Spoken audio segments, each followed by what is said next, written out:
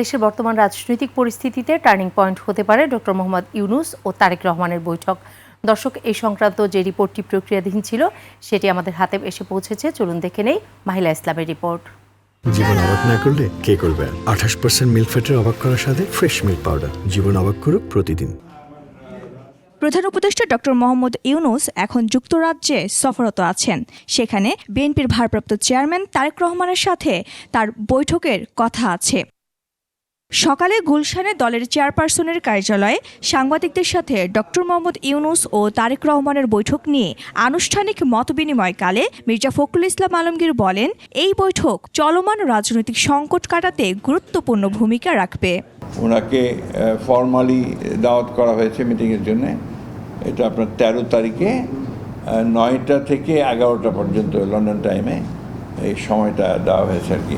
আমরা প্রত্যাশা করছি যে এটা বাংলাদেশের যে রাজনৈতিক যে সংকটগুলো আছে এগুলোকে কাটিয়ে উঠতে একটা পজিটিভ ভূমিকা রাখতে পারে এই সাক্ষাৎকারটা।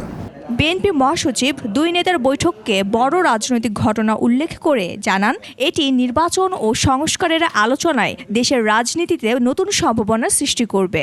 সম্ভাবনা অনেক আর কি। এখন এটা নির্ভর করবে আমাদের নেতৃবৃন্দের উপরে যে তারা এটাকে কিভাবে সেই সম্ভাবনার দিকে নিয়ে যাবে।